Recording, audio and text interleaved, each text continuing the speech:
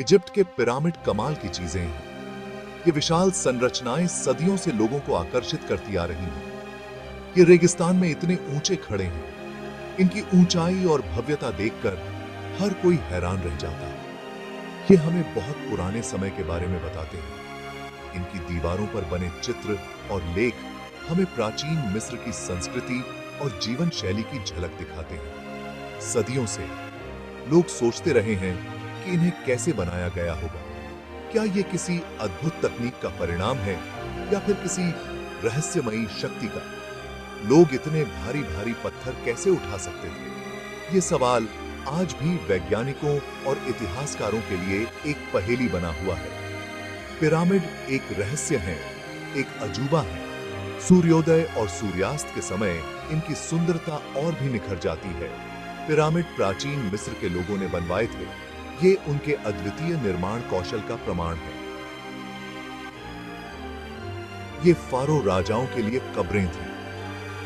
इन कब्रों में वे अपने जीवन के बाद के सफर के लिए तैयार होते थे। फारो मिस्र के राजा हुआ करते थे। वे अपने समय के सबसे शक्तिशाली और प्रभावशाली व्यक्ति थे।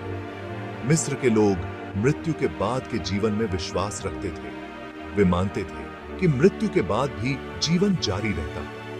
वे अपने फारो को अगले जन्म के लिए जरूरी हर चीज के साथ दफनाते थे। इन वस्तुओं में सोने के आभूषण, बर्तन और अन्य कीमती चीजें शामिल होती थी।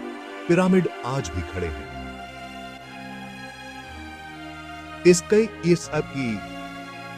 ये प्राचीन मिस्र की महानता और उसकी समृद्धि का प्रतीक है। इससे पता चलता है कि प्राचीन मिस्र के लोग कितने कुशल थे। उनकी इंजीनियरिंग और निर्माण तकनीकें आज भी हमें चकित करती हैं। ये एक महान सभ्यता की याद दिलाते हैं।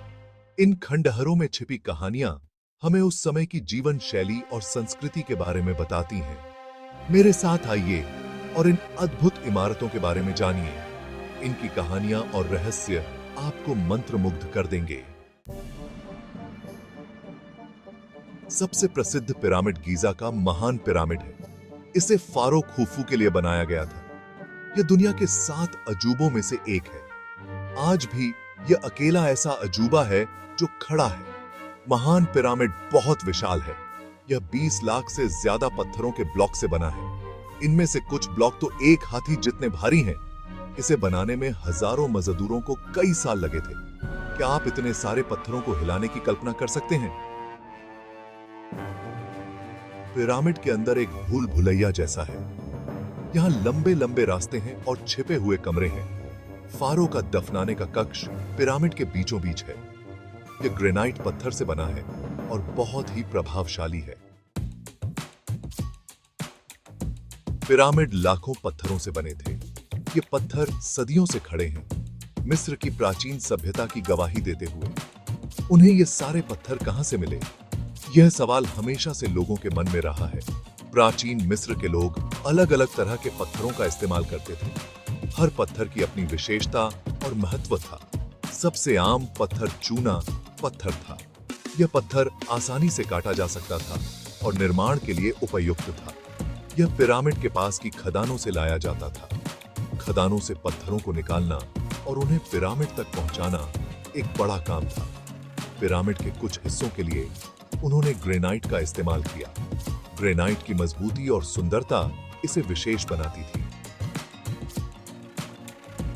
ग्रेनाइट एक बहुत ही सख्त पत्थर होता है। इसे काटने और आकार देने में बहुत मेहनत लगती थी। यह बहुत दूर से आज के असवान के पास से लाया जाता था।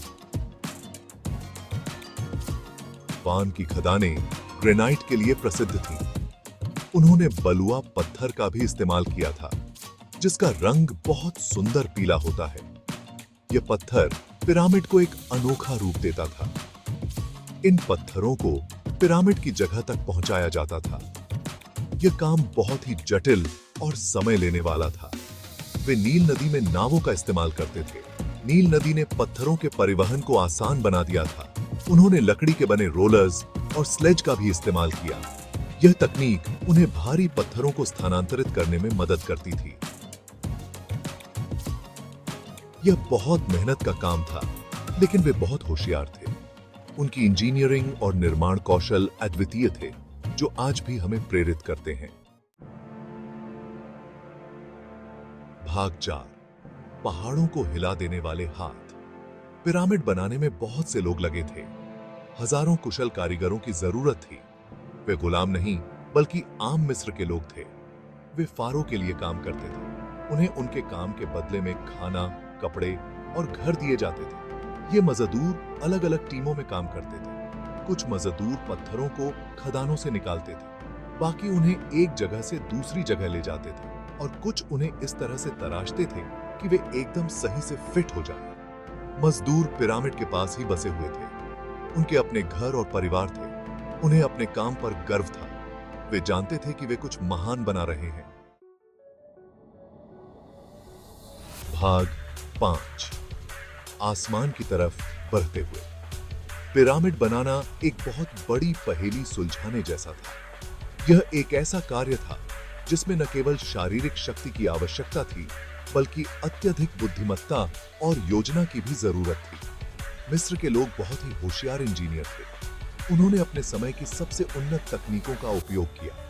भारी पत्थरों को ऊपर ले जाने के लिए वे रैंप का इस्तेमाल करते थे।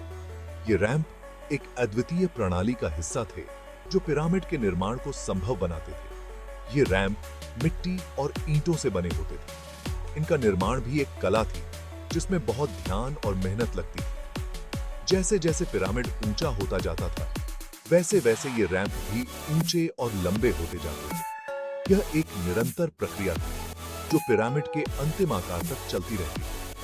मजदूर इन रैंप पर चर अचकर पत्थरों को ऊपर खींचते थे। यह कार्य अत्यंत कठिन और थकाऊ था, लेकिन वे इसे पूरी निष्ठा और समर्पण के साथ करते थे। वे रस्सियों, रोलर्स और लीवर का इस्तेमाल करते थे। इन उपकरणों की मदद से वे भारी पत्थरों को आसानी से स्थानांतरित कर पाते थे। यह बहुत धीमा और खतरनाक काम था। कई बार मजदूरों को अपनी जान जोखिम में डालनी रहती थी। उन्हें बहुत सावधान रहना पड़ता था। एक छोटी सी गलती भी बहुत बड़ी दुर्घटना का कारण बन सकती थी। जब एक बार पत्थर अपनी जगह पर लग जाते थे, तो उन्हें चिकना और पॉलिश किया जाता था। यह प्रक्रिया पिरामिड को उसकी अंतिम सुंदरता प्रदान करती थी। वे एकदम सही से एक दूसरे से जुड़ जाते थे। यह सुनिश्चित करता था कि पिरामिड सदियों तक स्थिर और मजबूत रहे। कहीं पर भी चूने या सीमेंट का इस्तेमाल नहीं किया गया था। कितना अद्भुत है ना? यह मिस्र के लोगों की अद्वितीय इंजीनियरिंग और निर्माण कौशल का प्रमाण है। भाग 6, राजाओं के लिए हमेशा के लिए घर। पिरामिड सिर्फ कब्रें नहीं थीं, वे शक्ति के प्रतीक थे। वे फारो की शक्ति और उनके महत्व को दर्शाते थे। मिस्र के लोग मानते थे कि मृत्यु के बाद फारो भगवान बन जाता है। वह आकाश में सूर्य देवता रा के साथ चला जाता है। पिरामिड के अंदर गुप्त कक्ष हुआ करते थे। फारो को सबसे महत्वपूर्ण कक्ष में दफनाया जाता था। उसके आसपास खजाने और भेंट रखी जाती थी। दीवारों पर पेंटिंग्स और नक्काशी की जाती थी। इन कक्षों को सील कर दिया जाता था। उन्हें हमेशा के लिए छिपाकर रखा जाता था। मिस्र के लोग मानते थे कि इससे फारो की आत्मा की रक्षा होगी। भाग 7, फारो की स्थायी विरासत। इजिप्ट के पिरामिड दुनिया के सबसे बड़े अजूबों में से एक हैं। वे प्राचीन मिस्र के लोगों की कुशलता और कारीगरी का प्रमाण हैं।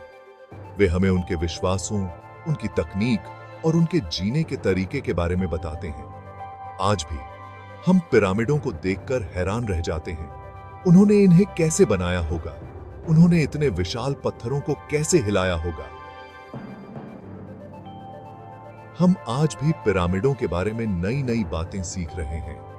पिरामिड अतीत की याद दिलाते हैं। वे आज हमारे लिए आश्चर्य और प्रेरणा का स्रोत हैं। वे हमें सिखाते हैं कि कड़ी मेहनत, दृढ़ संकल्प और थोड़े से जादू से कुछ भी संभव है।